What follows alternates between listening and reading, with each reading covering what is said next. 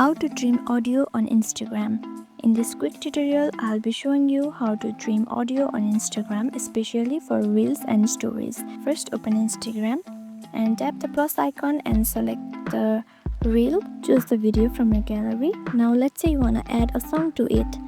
Simply tap on this music icon right here and choose the song from here. Now tap on done. Now once you tap on done, tap on this teacher icon right here and just tap on the audio right here. Once you tap on audio, drag it left or right to select the exact part of the song you want to use, like this, and drag it like this, and you can just adjust the video as well, and you can just stream the audio like this.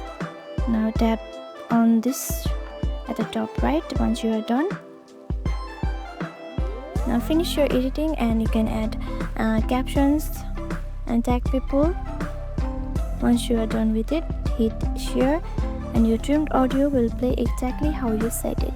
And that's it. Trimming audio on Instagram is quick, clean and super helpful for making your videos pop.